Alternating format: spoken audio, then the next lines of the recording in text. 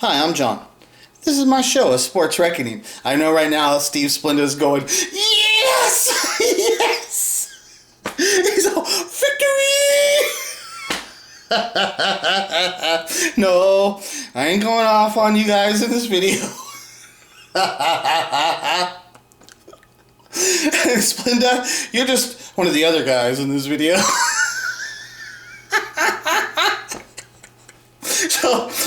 So here's Living with LT, Raul, and Steve splendidly showed his Kevin Durant collection and his LaDainian Tomlinson collection to the cart community.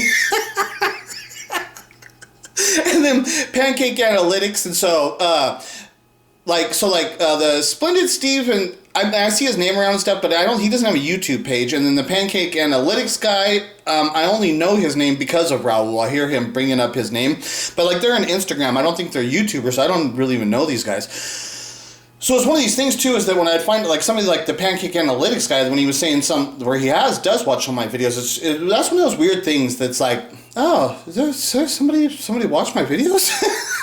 Somebody knows who I am, and shit's weird. That's that weird shit and stuff, this modern world and stuff, things like that that's still trippy and shit, right? And so, let me just go ahead and get in this part right here, and so maybe I'll focus on LT, kind of what he's saying here about, because now you'll hear him, he'll say a thing about where people, when they say things that you don't like, that it turns away, right? And then he's going to instantly transition that into my Michael Jackson, and then he says, okay, but so when John's doing his Michael Jackson, he's like, I don't get that. And so to me, it gives me the sense of he has that urge of where he's telling you, I don't know why you turn away. But then he instantly goes right into my Michael Jackson stuff, and he kind of says, well, I kind of turn away from that. And it's like, and so this is what I'm showing is like, my Michael Jackson shit is amazing and shit. You know, when I came into the sports car community, I was always searching for alternative methods to break my Michael Jackson story, to convey my story to other people, to find because I know it's just one right person. I just got to get one right person to say, dude, this is real. It's all it takes. And this is part of the thing about the resistance I get, is that the people, even in the Michael Jackson community, they all know that as soon as the people look into my story, because they all know how good my story is. My story is phenomenal. And they all know that none of them can debunk my story. They can't even come close to it, right? So they know that as soon as there's any form of acknowledgement of the credible investigation of what I've been doing, they know as soon as people look into it, the story is going to run. Boom, it's going to explode. And for some reason, they don't want that to happen. And it's and I constantly say, dude, if my story's not true, I'm in it too. If my story's not true, I'm be the first one to jump on my own ass, and I'll be the first one to be saying, no, it's wrong. It's been proved wrong. I'll be first one. I'm not going to defend my story if it's proven wrong, and I'm countered in a way where because I've been countered with stuff I've been through my investigation, and this is kind of the thing how it goes, is there's constantly things through my investigation where I'm finding stuff saying, oh, that doesn't look good, boy, that doesn't look good. I mean, constantly heavy, there's a lot of it, but then it constantly, what happens is it reverses on itself, and it ends up showing that the cover-up was the reason that they were saying that stuff, is because they had to cover up the original thing. So a lot of the things that I initially think are going to be destroying my story actually turn and actually then explain my story. Just one perfect example about Diana Ross, when I found out that she was 14 years old at the time that Michael was born and stuff, right? My very first thing that I looked at when I had the thing about Diana being Michael's mom, and I checked her birthday to see if she was old enough, what the date was, and then the very first thing I found out is oh, Diana's only 14. So instantly I'm thinking, boy, that don't look good. But then that turns out to be the whole purpose for the thing, is that she was only 14, and it lined up exactly when Smokey Robinson's creating Motown Records with Berry Gordy, and so it's in the development stages of Motown that she got pregnant. And that's why it all happened, is she's only 14, so Berry Gordy could not allow Smokey Robinson, who's 18, to have a child from a 14-year-old girl in the neighborhood while Berry Gordy's trying to build Motown around Smokey. That was this lingering scandal of which Berry Gordy was not willing to risk his whole future career of his record company on that kind of scandal to build his company around Smokey. So they had to get rid of the kid. It's the whole motive for the whole thing. It's the whole reason why they had to get rid of kid. The whole reason why Diana got pregnant is because Smokey's hooking up with Barry. She saw that happen. Boom! She went and got pregnant. But now she's pregnant. She doesn't understand the problem of what she just threw. She threw a wrench into the thing, right? But so, like I said, when I go and I see stuff that seems like, oh, that doesn't seem good, but then it always turns and stuff, and it's always really interesting and stuff, right? So that's what I'm saying, like, when people turn away from negative stuff, it's like all that stuff. And so, but what I want to show you in this video, I'm just going to show you, I'm going to show you some of my collectible things. And I'm going to show you videos that I have, so it was easier. I'm not pulling them out and stuff. I'll just show you the videos where I've already documented and stuff, right? So I'm going to show you, through this experience, I've been able to go into the street. Because like I said, I come into the sports car collectible world because of the collectible market. I was into sports cards and stuff, and that I wanted to learn about cards. That's why I came into the sports car community. Like, when I first came into the sports car community, I was just watching videos because I did not know the modern card market, and I wanted to start buying cards, but I didn't know the card market, so I started watching the videos, right? So like I was saying, is like, my entrance into the card community was pure as being a card collector, right? And my interest as being a card collector, it wasn't like my Michael Jackson story, and that wasn't really what it was about. Card collecting. I started watching the videos, because I realized really quick, I didn't know what the modern card world, you have to learn. And the more knowledge you get about, and generally in anything in the world, the more knowledge you have about some kind of subject, it's just going to benefit you better, right? And so that's what I'm doing with my Michael Jackson story. And the people is like, look at, my story is about more knowledge. And anything that is inviting and increasing the knowledge and people's awareness of things, how can people reject that stuff, right? So that's why I don't understand any form of resistance, I don't understand any form of resistance I get about doing a Michael Jackson story. And then on the other part, I don't understand the appreciation that I don't get the appreciation back from what I'm actually showing and doing here and stuff, right? So let me just play a little piece of this here. You're listening to everything. And that's my problem, is where people, as soon as they hear what they don't want to hear, it's like, oh, I can't do it, And it's like, that's why I tell Raul and them, I watch these influencer stuff. I don't agree with a lot of stuff, but, something I learned a thing or two, and that's great to hear that you actually watch John's stuff, because, when he goes off on Michael Jackson, I have no idea where it's going, but I do like the card stuff. I do agree with him on Disney. He's an intelligent guy. I love you, but Disney worships the devil. Okay, so just like LT, like when I'm going off on my Michael Jackson, you don't understand where I'm going. It's like, okay, well, I didn't explain this. Like, dude, just, that Michael Jackson has 1 billion fans. Michael Jackson is a gigantic star. There's nothing that will ever happen that can ever remove the fact that Michael Jackson was a seriously giftedly talented person. And so part of the thing about in the Michael Jackson community is that I attack Michael Jackson on the things that he does. I am not like one-sided. When I see Michael Jackson holding hands with the children, I say that's inappropriate. That's inappropriate behavior. And like the Wade Robson, the kid that recently has come out and accused Michael Jackson of being a pedophile and stuff through the Leaving Neverland movie and stuff, right? So Wade Robson was and the James Safechuck, both of those two children that's in the Leaving Neverland, they were employees of Michael Jackson. This is a thing within the Michael Jackson community that it's like, dude, they all just like, no, Michael Jackson is perfect and he can't do anything wrong. And it's like, well, that's why you people don't understand him, and that why he never could have ever respected you, because you can't look at him as you never saw the real human being of what he was. You saw this fake godly image, this icon of this king of pop. That's all they do. The king of pop image. They're all attracted to that, the glitz and the glamour and stuff. They don't see the guy waking up in the morning having to struggle taking a shit because he's constipated because he's been taking too many fucking opiates and shit, right? And so now he's constipated, so now he's got to deal with this constipation, so he's sticking some kind of fucking thing up his ass, squirting water up his ass just so he can take a shit. Like I'm saying, real life. They don't like want to look at Michael Jackson like he's a real human. It's like that North Korean guy, that Kim Jong-il, he says, no, he's a god, he doesn't shit. Like they sell that story to the public in there in North Korea. He's a god. He doesn't even shit. He's so pure, it just disappears. And then the people, they want to believe that because they want to make him a deity and a god, and then they're collected. It's funny shit like that, right? So like, I'm not like that, and I attack Michael Jackson for the things that he did.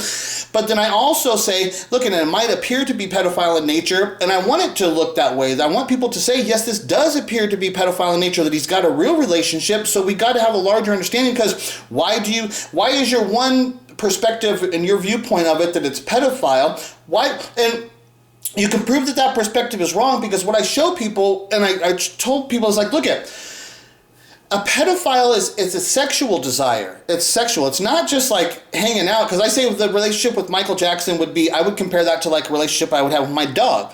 Man, I'd be hugging on my dog, loving my fucking dog and shit, right? And if you were thinking sexual in nature, you would think, boy, that sure looks sexual and shit. Dog licking all over you, and you're hugging, you're sleeping. I mean, it kind of is sexual, but there's obviously no, so that's what I'm saying with Michael Jackson. If you look at Michael Jackson with the kids, if you just look at more like a relationship of what he would have with a dog, if you didn't think sexual whatsoever, which is one of those weird things, is like, well, why are you people so willing to think sexually when it's a man and a child? Like, why are you people so willing to think that? I mean, it's kind of, I mean, I understand that you can go that way, but it's just kind of a weird thing that they're so, no, it's definitely sex. And it's like, come on, why is it definitely sex? Why is that the fucking place where you have to go? And it's like, because most of the people have got mental problems, they've been sexually abused themselves and shit, like Oprah. That's perfect example, is Oprah saw the tendencies of Michael Jackson as sexual because she was preyed upon. She was a victim of a sexual pedophile thing, whatever, I don't know, with her fucking shit, but she was a victim of that. So of course then she's going to relate that behavioral pattern to what she went through, because it appears to be the same behavioral patterns and shit, right? But so what I see with Michael and the kids, I'm just like, I see like a person with a relationship with a dog. It's the same. And that he's hugging on him and loving on him. I look at it more like just a relationship with like a dog. It's just a thing that, it's just a friend. It's not sexual in nature. Okay, but it can appear to be. And what I say is that was inappropriate when I tell the fans. I say, but no, that's inappropriate. First of all, it's inappropriate doing shit like that with kids. Some of it he can do, but he crossed lines and shit, where when he takes it into sleep in the bed and having the sleepovers and all that shit. No, you cannot do that shit whatsoever. No, never. That was not acceptable. I mean, one night, okay, I can understand. It's like one night here, okay, we're having a sleepover in Michael's room with like a bunch of kids. If there was 20 kids and they're having and they're making tents and shit in the room like when you did when you're kids, and they're making tents and everybody's sleeping up. It's like, I can understand it once here and there, but not to the point of what he was doing. It was way, way outlandish and shit, right? But so, and then they're hanging out with the children. Okay, but so the children, like I said, with the Wade Robson and James Safechuck, what I tell the Michael Jackson fans, I'm saying those are employees. Michael Jackson is not allowed to have a behavioral with his employees, which could then stunt the development of those children, like as they become adults, and it hinders their development, and it also puts like a negative stereotype when people now are saying, you were Michael Jackson's friends, he's molesting you. And so, because Michael Jackson, before he had the relationship with Wade Robson and James Safechuck, Michael Jackson had already been accused of being a pedophile. This is the stuff when the Michael Jackson community, they don't like me saying this shit. It's like, dude, Michael Jackson was already been accused of being a pedophile, of to which point he was investigated and served a search warrant on his estate and on himself, which allowed, he had to submit to a photograph session from the police, where the police had a search warrant and demanded Michael Jackson stripped naked, and they were able to photograph him in every single possible way, and like the most demeaning, and he said it was the most demeaning, humiliating experience I ever had to go through in my life. Like, just think about it. They're sitting there saying, okay, Michael, lift your penis up, snap, snap, snap, taking photographs. Okay, Michael, lift up your balls, snap, snap, taking photos. Okay, Michael, bend over and spread your butt cheeks, snap, snap, snap, all the photos. They did that to him. Right? And I tell the Michael Jackson fans, I'm telling you, if you don't understand that Michael Jackson went through that experience, but then 10 years later, here he is right back sitting on a couch with the kid holding his hand, telling the public, I love these kids, and what's wrong with you wacko people out there in America that don't think it's all right for me to share my bed with children and we love. And it's like, what the fuck are you doing? And then at that time, when Michael's doing that with that kid in the Martin Bashir interview, because that's the one that he ended up going to trial for because of he did that shit. When he did that, he's got his own children. And I tell the Michael Jackson fan community, I'm like, look at you guys, look at Michael Jackson told you that the most humiliating experience of what he ever was forced to be subjected to was that fucking photograph session because the police had the warrant. So Michael Jackson knew exactly through these allegations being labeled upon him, it could result in him having to submit to that kind of fucking experience. But then he goes back and does that same fucking shit. But now he's got kids, so now, and Michael Jackson talks all about the kids and protecting the kids, and Michael Jackson's totally under the influence of drugs at the time he's got his kids, and all, like, even when Michael Jackson died, because people always talk about, oh, Michael Jackson cared so much about kids and all this stuff, and it's like, no, because the problem is the kids are not actually his, so what happened is the kids did not heal his pain, it actually caused more pain. This is those things that happen. Michael thinks, oh, I'll have some kids, and that'll look good, and now I'll love the kids, but then it's the reality of, like, these aren't my kids, I didn't get to have kids naturally sexually. That reverts back to the pain and the damage that caused all of it. Now he's back and dealing with the pain and shit. The reality. And he's got these kids that are like in his house, supposed to be his, but he doesn't really love those kids that way because they're not his kids. Those kids cause him pain because those kids, by seeing those kids, Michael Jackson now has to understand the damage of what was done to him. It caused him more damage. And you see that pain. You see that damage in Michael. And he's trying to fix it and he can't. Like when you're that kind of person, how do you fix that pain when you can't tell the pain because the pain is the whole thing is a secret? Then you see that's who the guy was. His relationship's not sexual in desire. When you understand the trueness of the nature of what's all going on, it's that he was an abandoned child.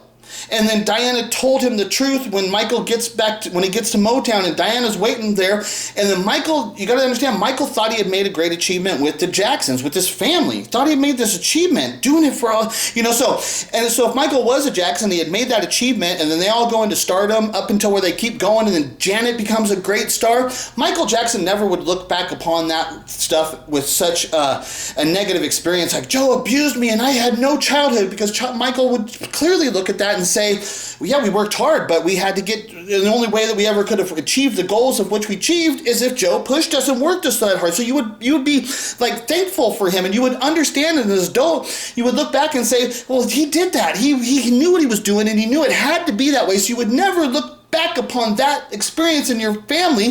You would never look back upon that and say, my childhood was stolen, I never had a childhood. None of that shit makes sense, except when you understand the true story.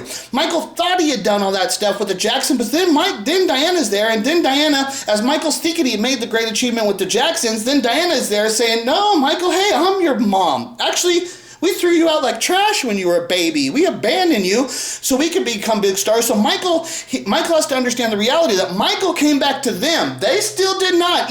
So Michael the whole time was like, okay, so you became the big fucking star in the world. You and Smokey, hugest stars in the world. And you never come back and got me? When the fuck were you going to come get me? If I didn't come back to you, when were you going to come get me? Would you ever have come and get me? So this is the reality that Michael now has to deal with. That reality. He's like, damn, I wasn't a Jackson. Joe's just using me. That whole time, Joe's using me. And then the brothers and sisters, I'm not really their brothers and sisters. And then he's like, Diana, you threw me out like trash. And he's like, you never came back and got me. I came back to you. And then he's like, now you're telling me that you're going to be in my life. But then, that's the line in the Billie Jean. She says, I am the one, but the kid is not my son. She says all of that line to Michael. She tells Michael, you're the one, you're the love child of me and Smokey. But then she says, but the kid is not my son. But she says, but you are officially a Jackson now, and you are going to remain a Jackson. You have to live with the Jacksons. So Diana totally destroys Michael's relationship of what he thought he had with the Jacksons. She embraces him. You're the one. And then she rejects him again. And she says, but you're not my son. You got to go back and live with the Jacksons. Don't you see how that fucked him up? It fucked him up. And the whole time before he's having to deal with that, he's now becoming a huge star and he's got all these fans admiring him. Can't you see the mental pressure of what that dude, have some respect for a human being's experience. And he went up and he grew up and he did the best he could. He's not perfect, and he did the shit with the kids and stuff, but like I always say, dude, he had problems, and it was not sexual in nature, so the whole point about the relationship with the children, no, I don't really have a problem with it because it was not sexual in nature.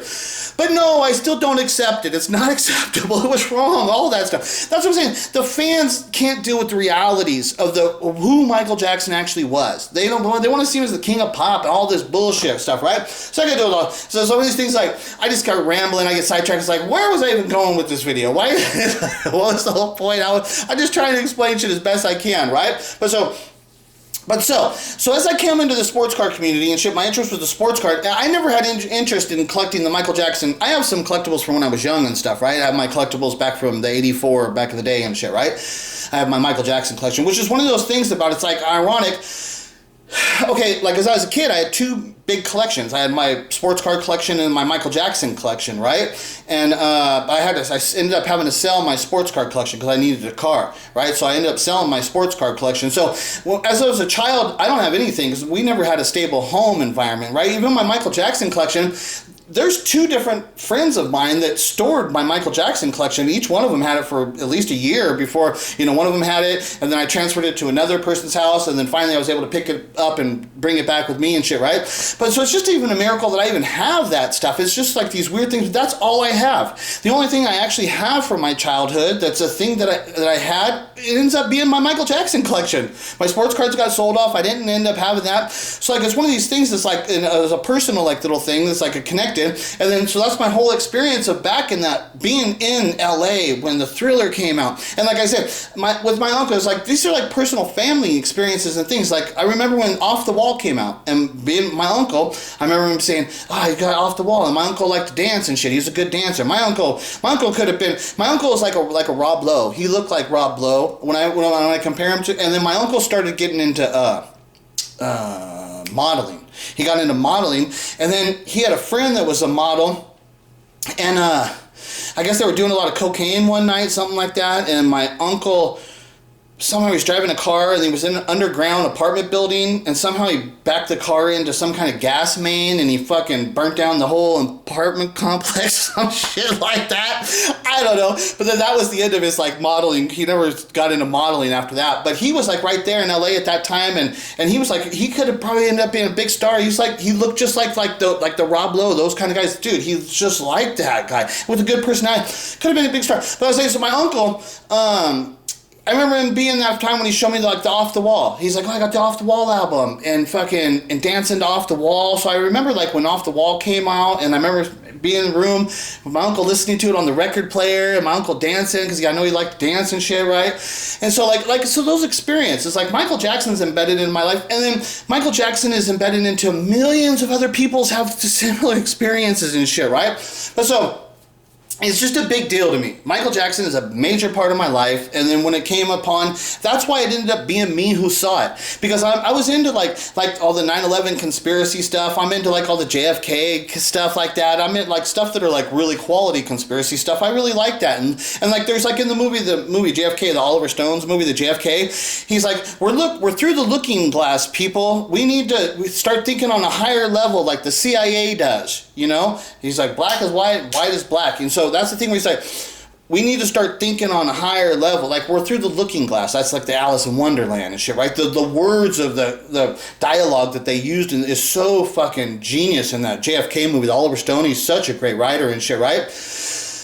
We need to start thinking on a higher level, like the CIA does and shit, right? So, like, after hearing those lines and being exposed, I've just been that way. I've been thinking on a higher level, like the CIA. Like, I've been doing this for 30 fucking years and shit, right? So that's why when I stumbled upon the thing about Diana, it was shown to me. It's like one of these things about, like, I didn't just see it.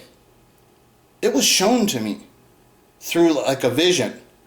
And so it's one of these things when you have that experience, and it's like a simple little thing that happens, but as I look back upon it and how it happened, because my eyes, when I was watching the movie Lady Sings the Blues and Diana Ross was up there, and actually I've heard another person having the same experience, where they saw Diana Ross, but then somehow that Diana Ross morphed into Michael Jackson, and they were not seeing Diana Ross anymore, they were actually seeing Michael Jackson, because I heard somebody else tell a story about having a similar experience, right? When that's what happened to me. So I had that vision thing. It's just now it's whatever, how it happened. I don't know, but it fucking happened. And I saw it. And because of my experience, I said at that time, I knew enough and stuff because all the things with the information, what I had at that time when it happened. This is about 6 months after Michael Jackson has died when this happened. So when I had the vision, when I said that, I said, oh, could Diana Ross have been Michael Jackson's mother? Could that be possible? When I saw that vision where Michael morphed into Diana, it was something weird. And so that's how I asked the question. And so that's how it all starts. I just asked the question. And then I did the investigation. And this is way over 10 years now. My God, if I got the fucking evidence to back it up now. And it's the greatest story ever told. It's phenomenal. And so, so I wasn't doing the collectible stuff as trying to, because I had this inside information, what I thought, then when I was in the sports car community, I realized, hey, I've got good inside information here, which could lead to investing in these collectibles, which are undervalued. And I thought, and this is like, and so people are, and so why is this thought so wrong that I had the thought that said, hey, if I tell you guys about my story, you guys can then learn about the collectibles that are out there and you can invest in them before my story breaks, and I can bring good quality information into the sports car community and help you guys invest in these undervalued collectibles. I thought I was doing a good thing. And then everybody's like, why are you talking about Michael Jackson? This is a sports car community. We don't care about your Michael Jackson story. We don't care about Michael Jackson collectibles. And then I started, fuck all you. Then attitude. And it's like, well, you know what? Fuck this shit. I'm sick of fucking being nice. I've been fucking dealing with this so long. Fuck, man. And then I said, fuck it. I'm just not going to hold back, and I'm going to fucking just scream and yell and be as real as I can and shit. I'm going to fucking express my opinions. If I fucking see a pedophile, I'm going to call him a fucking pedophile. I don't give a fuck, man. It's just fucking boom. So I went off and shit, right? But so, and then it came to the point, I was like, you know what? These motherfuckers don't care. And this, I was like, you know what? I'm going to start buying some of these collectibles. I'm going to start buying it. And I'll say, now I'll show you. And then it's like, you people don't understand. It's like, you know what? I'll start buying some of this shit. And then I'll show them that stuff. And then I'll start doing that. And so I started doing that. I don't know. I'm just trying whatever I can do. So here, let me show you now. These are a few things that I have found and I have purchased, right? So this is, okay, so the movie The Wiz is, so now look at, okay, it's Michael and Diana, okay, so you can see the collectibles of what I'm trying to invest in. It's like the Michael and Diana stuff with them combined, stuff that I can find combos of them together, things that are related directly to my story. Okay? Because those are going to be the collectibles that are going to be more valuable, more desirable when my story really breaks, right? And so the movie The Wiz is a really good movie, really good soundtrack. This is a good movie. But it was a bust when it came out in the box office, right? And so then when you get to the time where they start the first release of the VHS, which this is still early in the VHS releasing of the tapes. I think this is 1981. So this is still early in that stuff. And so I was like, you know what? And then the VHS, I had seen that the VHS market, they're getting into the graded copies. And so I learned about that stuff. And then so I went to The Wiz. I was like, let me see if I can find a sealed copy of an original release of The Wiz, because I know it's not in heavy production. It's not like a movie that was like a great big blockbuster movie, right? It's not like Back to the Future, which like Back to the Future, they've got a bunch of the VHS graded copies. Those are expensive and stuff, but there's got to be a lot of those, right? So me knowing sports cards is rarity and shit, right? Rarity is where the value is really going to be. And so then I thought, well, let me use my knowledge and stuff and the collectibles. And so then I searched for like a collectible that I thought could be undervalued. And so I searched for this, and to find a sealed copy of The Wiz, it's an original. So I've been searching for this way over a year. This is the only one I've seen. There's only been one. Okay, and it came up in an auction, and I got this for like $80. It was 70 something, so like $80. So under $100. I got a sealed original copy, VHS copy of The Wiz for under $100. Okay, fucking scored. Now, right now it's not graded, but I've learned the grading stuff, and I can eventually get a grade in. That is going to be valuable. That's a good one. That's a good VHS copy, and it's rare as fuck. So like I said, when the shit really breaks out, that's going to be really rare. That's going to be rare. That's things that's got potential of an investment. And this is what I've been showing the collectibles community. It's like, look, I've got less than $100 into that. Let's say I even spent $100 on grading, so I'd have $200 into it. When my story breaks and stuff, that potentially could be maybe $20,000, maybe more. I mean, serious potential. That's real. That's not pipe dream talking. That's real. That's real. So when I'm showing you something that's like, dude, this is an investment. I've got less than $200. Once it's graded, I'd still have less than $200 into it. For it to have a potential to be worth $20,000, and I can't get the community to appreciate and understand of what this is, and I'm not respected for showing you this, and I explain everything and show it to you. I even show you what to buy, what to look for, and I still don't get appreciated for this. Is weird, right? So this is another thing, is that this one's funny because it's like, look at, who else would have a video of Nick Chubb card next to a Diana Ross card but me, right? That's totally just like, who else? That's gotta be me and shit, right? That's only me and shit, which I think is hilarious and shit, right? And so, this video, I'm gonna show you, but I'm showing you that Nick Chubb card, right? So Nick Chubb, rookie, select, field level, neon orange, pulsar. Oh god, I love that fucking card. So that card's numbered at a 9. There's only 9 of those. So that's one of my really favorite, because it's the orange too, with the Nick Chubb and the Browns with the orange and stuff. So I just freaking love. And the field level, that's a banger card. And so this is the thing about, like, when you're collecting too, when you get these cards that are like, dude, there's only 9 of these and it's a beautiful card and everything about it, right? And so like that card I got for, it's raw. I got it for $170, I think it was. I think I got that for $170, just talk about cards and shit, right? And it's like, okay, so if Nick Chubb completely gets injured, he's done forever. And it's like, because I can consider that total loss. It doesn't matter, even though he hasn't done enough, right? He doesn't have enough stuff yet to establish his price for out forever, and he'll have some value as being a collectible in the Browns and stuff, but outside of that, he wouldn't really have any collectibles market. So even though he's established, he's got really good stats. He is building. He's really got good numbers for his like first 5 years, whatever it is in league. He's got really good numbers and shit. But still, it's not going to create the value and shit. He's still got to do some more. But if he does do more and he starts doing that stuff, I'm going to have some really good cards of this shit, right? But so in this video, I was showing some of my other stuff that I got, and I have some really cool shit. That Nick Chubb card is fucking awesome.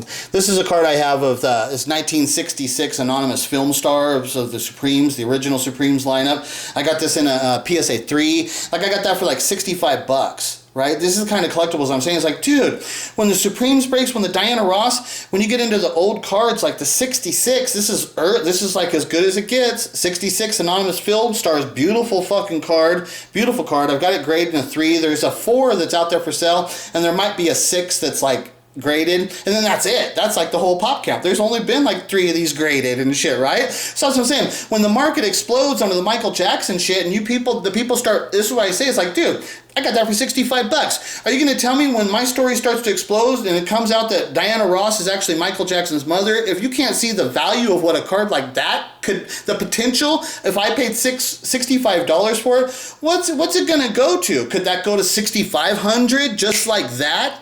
Yeah, it could. That's a legitimate card. That's a big fucking card, right? That's a good one. That thing could be super valuable, and I'm telling you, I got it 65 fucking bucks. And I was showing, like I'm saying, I was showing the people, this is the killer shit that's fucking out there, man. There is killer deals. Then, this is an underrated market. This is a market that hasn't really, I was buying some 8-track tapes and shit. Like I said, I go over there's a Wiz, there's a sealed 8-track with Wiz, but I have a sealed 8-track copy of Thriller, and in 84, by 84, 8-tracks were really like on the way out. So I don't think there would have been a lot of production of 8-tracks in 84. The production run, I'm thinking the production run has got to be small. Right? Because that's what I'm thinking, is that the production run of the 8-tracks has to be small. There can't even be that many of them, because it would be albums and tape cassettes would have been primarily what nobody was buying 8-tracks in 84. So the fact that this is a sealed 8-track copy of Thriller, and it presents well. It's a good size. It's a nice looking collectible, the 8-track, right? And it's an important, significant part of music history, because the 8-tracks you could play in your car. This is a thing about like throughout history. Before the cassette tape, you had the record players. You couldn't put a record player in your car. I mean, that's so funny. Imagine like just seeing like an old video, somebody like driving down the car road with their fucking record player. So So you got to understand the significance. You could only listen to the radio in your car. You couldn't play tapes and shit in your car before the 8-track. Then you could play a tape in your car, right? And so... And then the 8-tracks were in the cars. They get used and they got all messed up. So they're in really bad shape. When you go look for the 8-tracks out there, they're hard to find. And then to be able to find a sealed 8-track copies, we're talking about things that are rare. I think they're super rare. I think it's got a historical importance. I think it can be a very desirable collectible. But it's a very limited. It's one of these things that's a smaller collectible because it's so limited. I think they're so rare. I think that's part of what will hinder the collectability of the 8-tracks is because they're so rare. But then makes me think that, well, if you've got a graded 8-track of something that's really special, I think that there will be enough collectors because it's going to be so rare. There's going to be people that appreciate that. So I think that there's a really good collectible market in the future for the 8-tracks, the sealed 8-tracks and shit, right? So I picked up a sealed 8-track of Thriller. Now, there's one other one, this exact same one, because there's some other ones with the little different versions and stuff, and I'm not an expert, so I don't always know, but I think that this is the best one. I think this is the good one.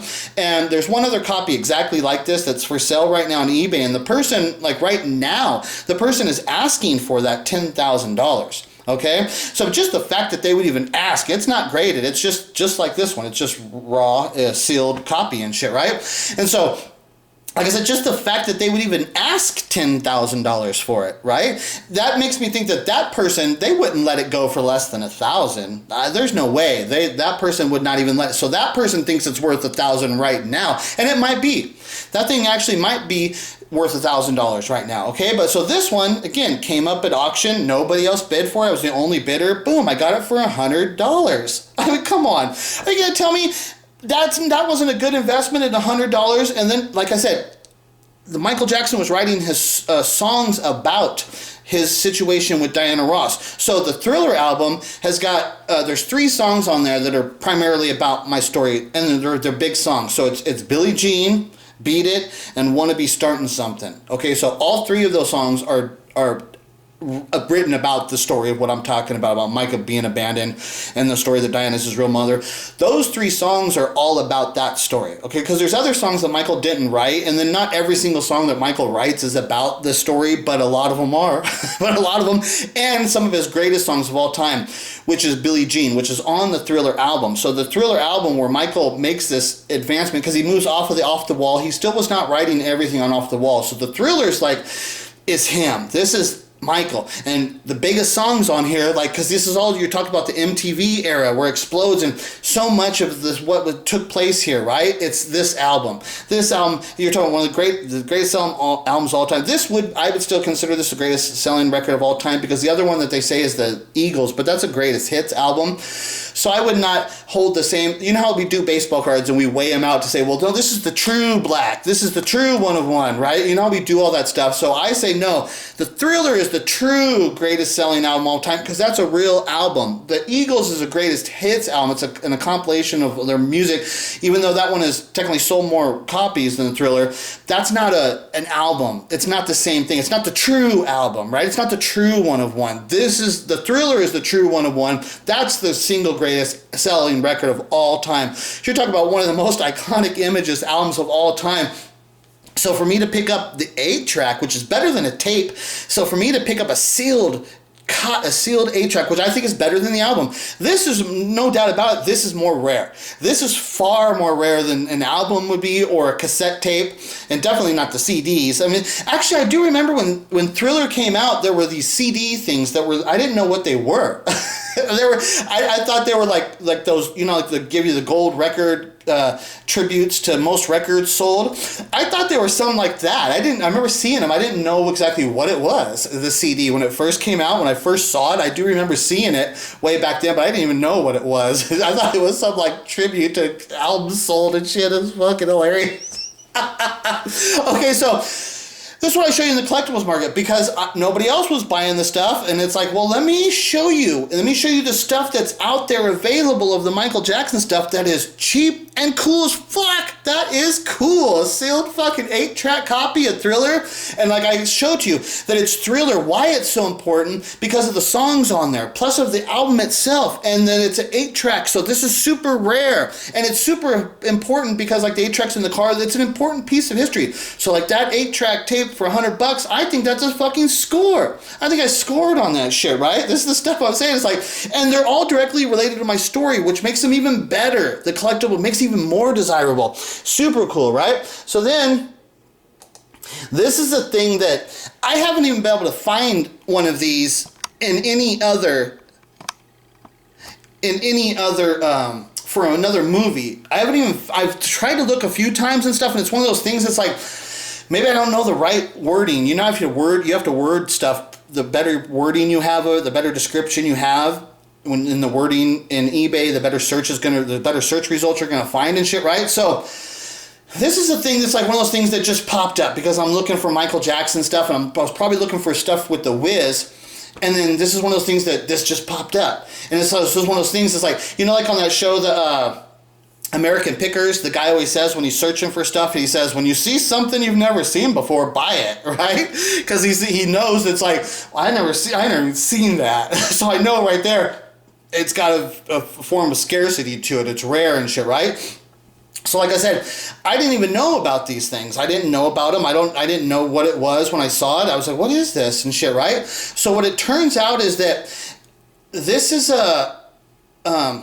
it's like a little folder, right? It's a pamphlet, like a pamphlet booklet, but it's nice, like a nice magazine, but with thick, good paper, right? More like a little book, like a picture book with nice pictures, with nice paper, but it's like thin and small. It's only like probably in total like 20 pages, something like that, right? But what this is a booklet that was presented at the Oscars. Okay, so The Wiz had been nominated for some Oscars, and then so what happened? So I would assume that this stuff I knew. It's one of the things I would assume. Yeah, I assume that I knew it, but I didn't actually know it. So what they have is they have the Oscar people, the people that vote for the Oscars and shit, right? There's actually the name for it, the Academy of Film Arts or whatever it is and shit, because that's what they are, the Academy of Motion Picture Arts. I think that's what they're called.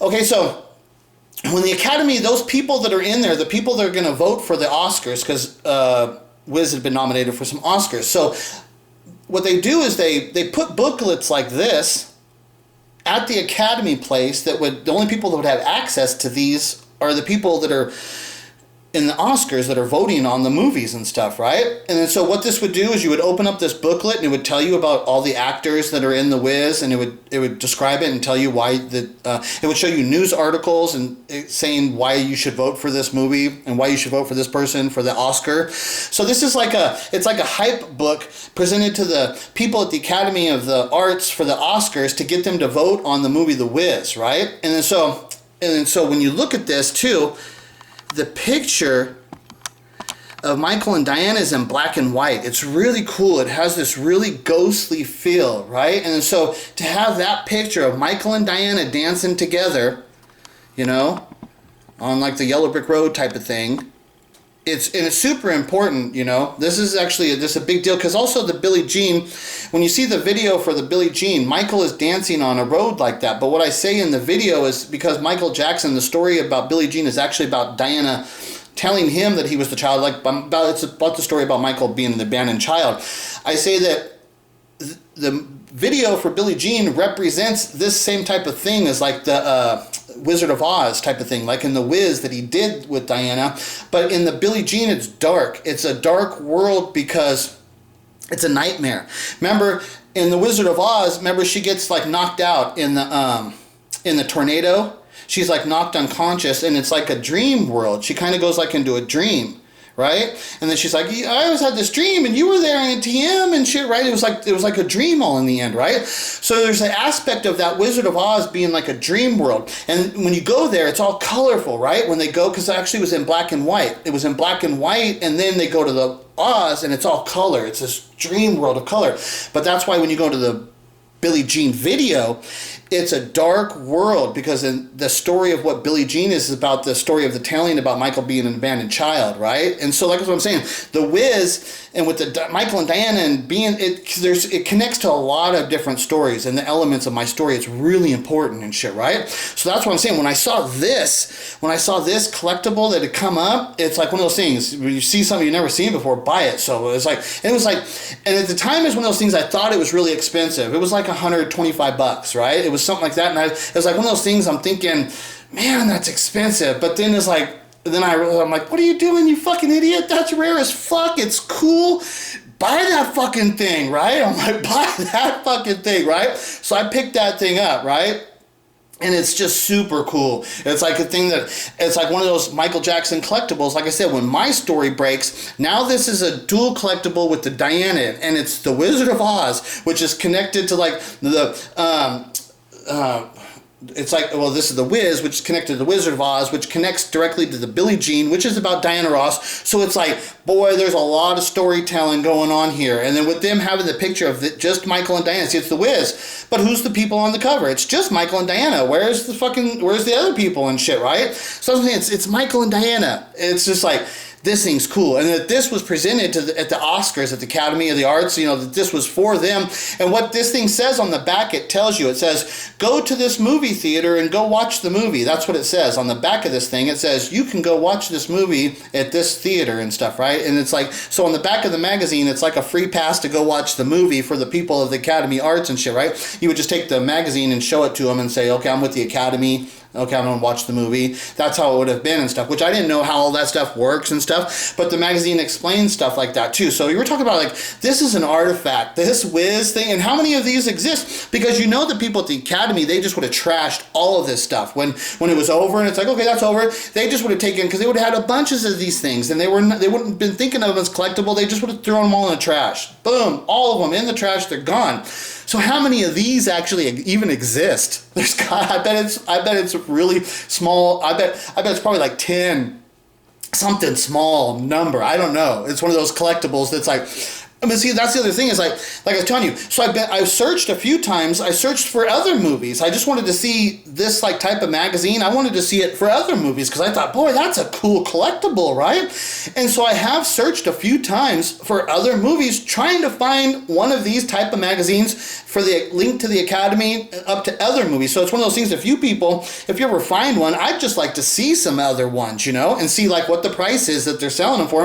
I'd just like to see them. But like I said, I have searched a few times for this and I haven't even found anything. This is still the only one I've ever even seen, right? So that's what I'm saying about collectibles and the stuff that what you find. And this one is fucking awesome with Michael and Diana in the black and white like that. It's like, fuck, that thing is bitching. Like I'm saying, when my story breaks about the Diana being Michael's mom and the true story and the understanding, I paid $125 for this. Okay, after my story breaks and stuff, what's this worth? What's that thing gonna be worth? It's gotta be worth more than $125 fucking dollars. So like I said, look at these three collectibles I just showed you. This Wiz magazine, that Thriller 8-track, and the sealed copy of The Wiz, right? The sealed copy of The Wiz. So for all three of those, I only paid like $300. $300. And look at those collectibles I got. I only paid $300, and I was offering this up to everybody in the community. I was like, I'll go spot the shit out. I like to search for the shit. I'll tell you, because there's other shit out there. These albums that are super valuable right now. They're expensive, but I'm telling you, these are monster collectibles. These are important artifacts when my story breaks, and then these are not just going to be normal collectibles. These are going to be artifacts related to my story that are going to generate super high values of collectible market. And then that's the other thing is like, once the new values get established as the collectible value of the Michael Jackson collectibles market after my story breaks and we move into that next era where all the prices get readjusted, those new prices that get readjusted, they will be established forever. They will never go down, and they'll be highly respected and desired and sought out by all kinds of people throughout all kinds of the collectible worlds and stuff. These are high level fucking collectibles and shit, right? Of which I offered free information and all the discovery. I offered it up to the community, and all I ever asked was like, okay, well, if you buy it, then make a video about it and tell what it is and tell why you were interested in this collectible and what you think the potential could be if that Michael's birth lineage comes out to be that he's actually the child of Smokey Robinson and Diana Ross. I try to show people, it's like, invest in this stuff. Speak about it, because that's how my story breaks, is just by through getting people to speak about it and then showing the cool collectibles that are available. I always thought that this is cool for the community, but what happened? I was rejected and insulted and shit, right? And then so people wonder why I come back with attitude, and I have so much bullshit in my own life. My whole life is so hard as it is and stuff, right? So I get frustrated. I gotta fucking vent and let some of that fucking shit out and shit, right? It's crazy and shit, right? You gotta vent, you gotta get the shit out and stuff. And it's like I said, I'm not smoking weed. I primarily try not to smoke weed. Most of the time I'm sober now and stuff, right? Like, weed would be an outlet. Like I said, I've smoked so much weed in my life because I've had so many problems in my life. I've had to fucking deal with all that pain. And so it's caused where it's like I've smoked too much. I smoke too much weed in the morning. I smoke too much weed at night. I smoke 2 joints in the afternoon, make me feel alright. I smoke 2 joints in time of peace and 2 in time of war. I smoke 2 joints before I smoke 2 joints. Then I smoke 2 more. Smoke 2 joints. Later, y'all.